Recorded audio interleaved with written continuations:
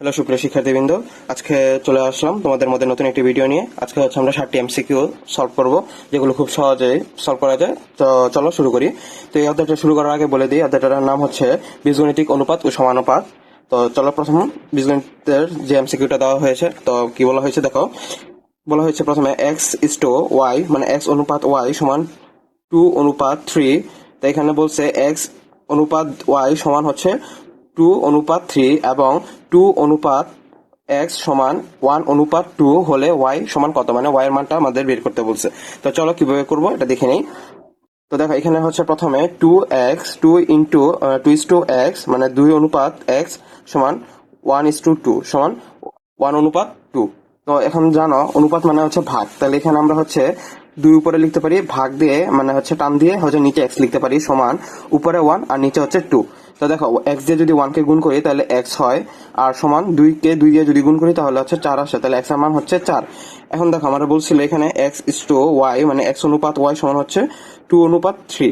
তো এখন দেখো এই জায়গার মধ্যে তোমার হচ্ছে প্রথমে x অনুপাত y সমান হচ্ছে 2:3 লিখলাম। তো x এর মান তো আমরা জানি, তো x এর মান হচ্ছে আমরা 4 বসায় নিতে পারি ডাইরেক্ট। তো অনুপাতের জন্য ভাগ দিয়ে দিলাম, y এর মান আছে, y এর মানটা লিখলাম সমান উপরে 2 আর নিচে 3। এখন দেখো যদি আমি এখানে 2 y এর সাথে 2 গুণ করি তাহলে 2y হয়, সমান এখানে 3 আর 4 গুণ করলে 3 4 12 হয়, এখানে লিখলাম 12। এখন দেখো যদি 2 দিয়ে 12 কে ভাগ করি তাহলে x এর মান y এর মান আসে 6। তাহলে এখানে হচ্ছে তোমার এই যে দেখো এখানে তোমার হচ্ছে x অনুপাত y সমান 2:3 এবং 2:x সমান 1:2 হলে y এর মান হচ্ছে 6। এটা হচ্ছে আমাদের অ্যান্সার। তারপর দেখো নিচে বলা হয়েছে 2 নম্বর যে এমসিকিউটা, নিচের কোনটি ক্রমিক সমানুপাতিক। তো ক্রমিক সমানুপাতিকের জন্য যে আমরা জানি a অনুপাত b অনুপাত c এটা হয়। তো a অনুপাত b অনুপাত c সমান কি, a:b সমান হচ্ছে b:c, মানে হচ্ছে তোমার a/b সমান b/c, তাহলে b স্কয়ার সমান ac, b স্কয়ার সমান কি ac। তো তোমার হচ্ছে যদি বি স্কোয়ার সমান এসি যদি হয়, মানে বি স্কোয়ারের মানটা এ আর সি গুণ করলে পাওয়া যাবে। তো চলো এখানে দেখি, প্রথমটা এ পরেরটা বি পরেরটা সি, প্রথমটা এ বি সি, সবগুলো হচ্ছে প্রথমটা এ পরেরটা বি পরেরটা সি, এভাবে যাবে। তো চলো দেখি, এখানে হচ্ছে 15কে যদি স্কোয়ার করি তাহলে আসে হচ্ছে এই যে 15কে যদি স্কোয়ার করি তাহলে আসে হচ্ছে 225। এখন দেখো এই তোমার এ আর সি গুণ করি তাহলে 5 আর 20 গুণ করলে আসে 100, তাহলে এটা মিলে না, তাই এই কারণে এটা যাবে না, বাদ। তারপর দেখো 5 5 25, 5-এর উপর স্কোয়ার করলে আসে 25। এখন দেখো 3 আর হচ্ছে 6 যদি গুণ করি তাহলে 3 6 18 আসে, এটাও যায় না, বাদ। তারপর এখানেও 5 5 তোমার হচ্ছে 25, 5-এর উপর স্কোয়ার করলে তো 25, আর এখানে 5 তোমার হচ্ছে 2 দোকানে 10 দোকানে 20, তো এখানে 20 আর হচ্ছে 25, তাহলে অবশ্যই এখানে যাবে না, এটাও বাদ। তো এখন দেখো 4-এর উপর স্কোয়ার করলে আসে হচ্ছে 16, আর 8কে 2 দিয়ে গুণ করলে আসে 16, তাহলে এটা মিলতেছে, তাহলে আমাদের উত্তর হচ্ছে এই যে, তাহলে 2 4 8, এটা হচ্ছে আমাদের অ্যান্সার।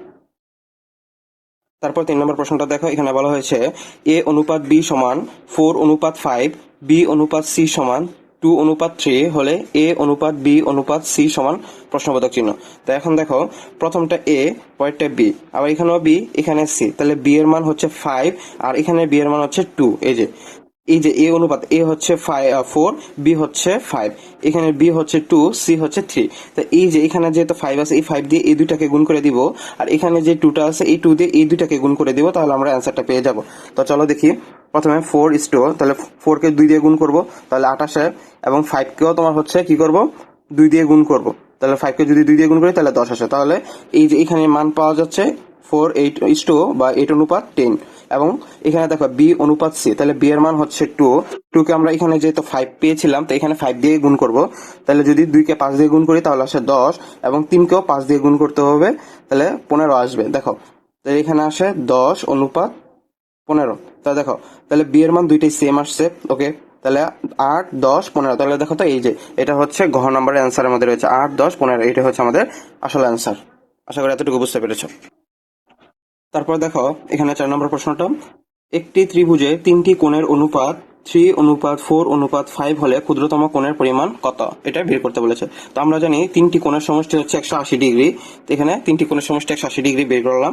আর এখানে দেখো 3:4:5 লেখা আছে, এগুলোর সাথে যদি একটা x ধরে নেই তাহলে এখানে 3x, এখানে 4x, এখানে 5x, তো এই সবগুলো x তোমার হচ্ছে যোগ করি, তাহলে এখানে 3টা x আর এখানে 4টা x যোগ করলে হয় 7টা x, এখানে 7টা x আর এখানে 5টা x যোগ করলে হয় 12টা x, তো এখানে 12টা x সমান হচ্ছে কত, তোমার হচ্ছে 180।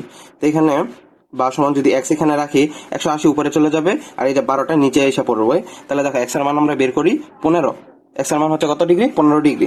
তো এখন দেখো বলছিল ক্ষুদ্রতম কোণের পরিমাণ কত। তো ক্ষুদ্রতম হচ্ছে এখানে দেখো 3 সবচেয়ে ছোট, তো এটা হচ্ছে ক্ষুদ্রতম।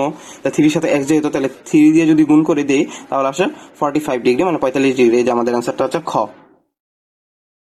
তারপর দেখো এখানে বলা হয়েছে দুটি সংখ্যার অনুপাত 5:6 এবং তাদের গসাগু হচ্ছে 4, তাহলে লসাগু কত। তো এখানে একটু আগে যেরকম হচ্ছে তোমার এক্স ধরে নিয়েছি, তাহলে 5 এর সাথে এখানে তুমি এক্স ধরে নিবা, 6 এর সাথে এক্স ধরে নিবা। তাহলে এখানে 5x আর হচ্ছে 6x, তাদের গসাগু হচ্ছে কত? 4। তাহলে দেখো যখন তোমাকে গসাগু বলবো এদের গসাগু হচ্ছে 4, তাহলে তুমি 6 থেকে 5x টা বিয়োগ করে দিবা। তাহলে 6 থেকে যদি মানে 6টা x থেকে যদি 5টা x বিয়োগ করে দেই, এই যে 6টা x থেকে যদি 5টা x বিয়োগ করে দেই তাহলে থাকে হচ্ছে 4টা x। এই 4টা তোমার হচ্ছে একটা x থাকে, এই একটা x এর মানে হচ্ছে তোমার 4। একটা x এর মান কত? 4। এখন দেখো বলছে লসাগু নির্ণয় করো। লসাগু মানে হচ্ছে এই দুইটা গুণ করতে হবে। তাহলে 5 এবং 6 যদি গুণ করি 5 6 হয় 30, আর সাথে x রয়েছে তাহলে 3x। এখন দেখো 3 গুণ 30 গুণ, দেখো 5 6 30 লিখলাম, আর সাথে x রয়েছে x লিখলাম। এখন 30 সাথে x এর মান আমরা বের করেছি 4, এই যে 4 দিয়ে গুণ করে দিব। তাহলে 30 কে যদি 4 দিয়ে গুণ করি তাহলে আসে 120। তাহলে আমাদের এই যে অ্যান্সারটা ক নাম্বার 120। দেখো পরের অঙ্কটি সেম আগের নিয়মের মতোই। দেখো বলছে দুইটি সংখ্যার অনুপাত 3:4 এবং তাদের দুইটি সংখ্যার সমষ্টি 42 হলে বৃহত্তম সংখ্যাটি কত। তো এখানে আগে তুমি হচ্ছে এক্স ধরে নিবা, তাহলে এখানে হচ্ছে 3x, এখানে হচ্ছে 4x, এই দুইটি সংখ্যার সমষ্টি। তাহলে 3 আর হচ্ছে 3x আর 4x যোগ করলে 7x, তো এখানে লিখলাম 7x। আর এইটার সমান হচ্ছে কত বলছে? 42, মানে 42। এই দুইটা লিখলাম এখানে। তো দেখো যদি আমরা 42 তোমার হচ্ছে 7x ইকুয়াল তোমার হচ্ছে 42 ধরি, তাহলে ভাগ করলে তোমার হচ্ছে আসে হচ্ছে কত? 6। এক্স এর মান আসে হচ্ছে 6, কারণ হচ্ছে 7 কে তুমি 42 দিয়ে ভাগ করছো, 42 কে 7 দিয়ে ভাগ করলে আসে হচ্ছে 6। তাহলে এক্স এর মান হচ্ছে কত? 6। এখন বলছে বৃহত্তম সংখ্যা, তাহলে এখানে দেখো 3x আর 4x, তাহলে অবশ্যই 4x বড়। তাহলে 4, এক্স এর মান হচ্ছে আমরা বের করেছি 6, তাহলে 6, তাহলে 4 6 কত? 24। তাহলে আমাদের অ্যান্সার গ নাম্বার 24। তারপর দেখো বলা হয়েছে একটি বর্গক্ষেত্রের পরিসীমা 20 মিটার হলে এর ক্ষেত্রফল কত বর্গমিটার। তো দেখো একটা বর্গক্ষেত্রে 4টা বাহু থাকে, তাহলে 4, আর হচ্ছে পুরো পরিসীমাটা কত ছিল? 20। তাহলে এখানে 20 লিখলাম। তো 20 কে যদি 4 দিয়ে ভাগ করি তাহলে আসে হচ্ছে 5। এটা হচ্ছে আমার এক বাহুর দৈর্ঘ্য। তো বর্গক্ষেত্রের ক্ষেত্রফলের সূত্র হচ্ছে বাহুর দৈর্ঘ্য গুণ বাহুর দৈর্ঘ্য, মানে এই যদি এটাকে এ ধরি, এর সমান হচ্ছে এটা যদি বের করি তাহলে 5 এর উপর স্কয়ার দিয়ে দিতে হবে, তাহলে 5 এর উপর স্কয়ার করলে তোমার হচ্ছে 25 আসে। তাহলে আমাদের অ্যান্সারটা হচ্ছে 25। আমি এটা আবার রিপিট করছি। দেখো একটি বর্গক্ষেত্রের পরিসীমা হচ্ছে 20, তো এটাকে একটা বর্গক্ষেত্রে 4টা বাহু থাকে, এই কারণে 20 কে 4 দিয়ে ভাগ করলে আসে হচ্ছে 5। এটাকে যদি ডাবল করে দাও, মানে তোমার হচ্ছে বর্গক্ষেত্রের ক্ষেত্রফল করার জন্য এই যে সংখ্যাটা পাবো এটাকে 2 দিয়ে হচ্ছে এই সংখ্যাকে ডাবল করবা। তাহলে 5 এর উপর যদি আবার হচ্ছে 5 দিয়ে গুণ করি তাহলে 5 5 আসে 25। তাহলে আমাদের অ্যান্সারটা হচ্ছে 25। আশা করি এতটুকু বুঝতে পেরেছো। ধন্যবাদ সবাইকে। নতুন একটি ভিডিওর জন্য সবাইকে দেখার জন্য অনুরোধ রইল।